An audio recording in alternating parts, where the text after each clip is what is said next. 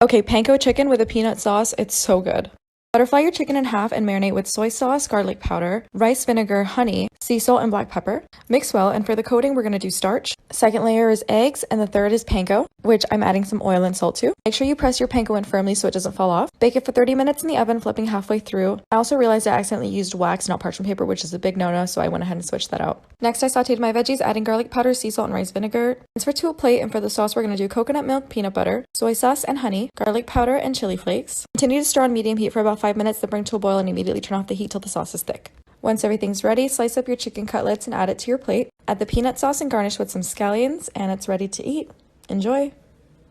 Alright, here's my recipe for the juiciest, most tender, oven-baked turmeric chicken. Using chicken thigh and drumstick, adding yellow onion, garlic, spices you see on the screen, lemon juice, and avocado oil. Massage your chicken and let that marinate for up to 8 hours. Transfer your chicken to an oiled baking tray. Make sure to use the diced onions and tuck the garlic cloves underneath the chicken. Add some fresh rosemary, black pepper, and it's ready to go in the oven. Cover and bake it for 1 hour. Remove the foil and then bake it for 5 minutes. Don't forget to add that delicious chicken juice right on top of the chicken at the very end. And look at that garlic, guys. It's so soft and squishy. I served this with a side of green beans and mushrooms. And for the grain, I did a mixture of basmati rice with quinoa. And look at how juicy and tender this chicken is. Literally, when I was done eating, there was no meat left on the bone. Enjoy!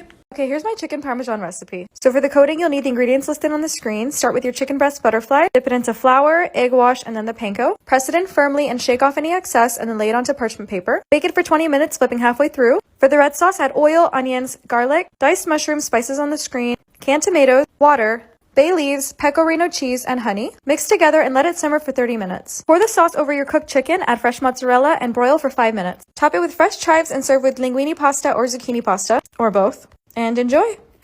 Tonight I made some honey garlic chicken seasoned with soy sauce, garlic powder, salt, and pepper. Let it marinate for about an hour. Added arrowroot starch and cooked each side in some hot oil for a few minutes. Remove the cooked chicken. And for the sauce, it's honey, soy sauce, rice vinegar, oyster sauce, garlic, ginger, sesame oil, and transfer to a pot. Add your starch water mixture, garlic powder, salt, and pepper. Bring to a boil and simmer for a few minutes till thick, then add your cooked chicken. Toss the chicken in the sauce and let it simmer for a minute. I sauteed some veggies on the side and seasoned with everything that you see on the screen. Garnish with green onion and enjoy! Alright, if you love my juicy turmeric chicken recipe, then you're gonna love this. So make your marinade by combining all the ingredients you see on the screen, whisk it all together, season the chicken with salt and pepper and pour on the marinade. Rub it in and let it marinate for up to 8 hours in the fridge. Bake for 1 hour and broil 4 to 5 minutes for that crispy top. And that's all. Enjoy! I still don't know if it's pronounced gyros or euros, but that's what I'm gonna make today. So start by seasoning your chicken thighs with everything that you see on the screen. I'm using boneless, skinless. Marinate it for an hour to overnight and then pan fry it until it reaches an internal temperature of 165. And there's your chicken. For the tzatziki sauce, you're going to grate a cucumber, squeeze out the moisture, and add all the ingredients you see on the screen. Mix it all together, and you guys, I'm not exaggerating when I say that this is the best tzatziki sauce I've ever had. I made some garlic, lemon, dill, basmati rice, and all the ingredients for that are on the screen. Bring it to a boil, cover, fluff it up, and then all there's left to do is plate. You can shred your chicken gyro style or leave it like this. Add veggies, tzatziki, and enjoy. You hate tomatoes, but you want to try the feta pasta trend? Make this recipe. I used a whole box of spinach, some yellow onion, mushrooms, garlic cloves, add a generous amount of olive oil and lightly salt. Massage it all together. And side note, different types of feta taste different and also melt differently. So whoever told me to try this feta, shout out to you because it's amazing. Bake it for 30 to 40 minutes and I'm adding some of this basil paste on top. You can use fresh basil. Get everything all mixed up together until it looks beautiful just like this. Add your pasta, toss it all together, and then plate it. I served it with some chicken breast and garnished with some fresh basil, and this was so delicious. Enjoy!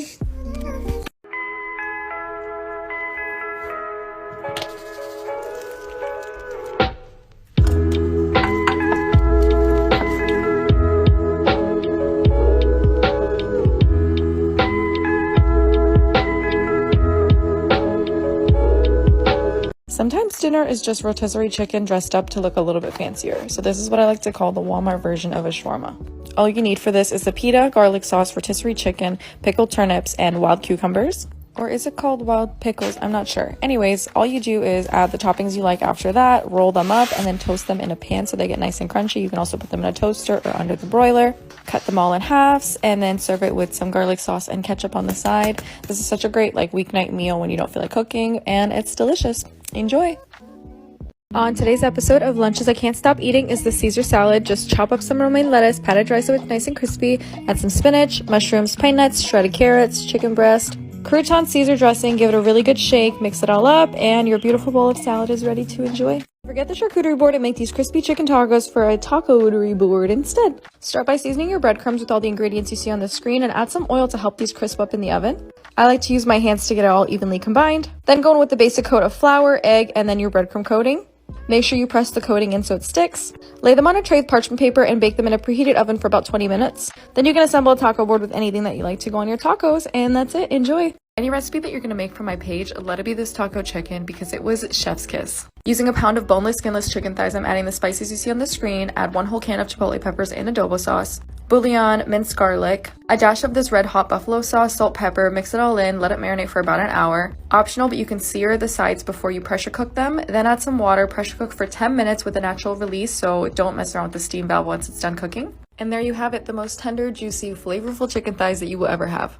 I turned these into a taco bowl with some rice, pico de gallo, and cheese. Enjoy!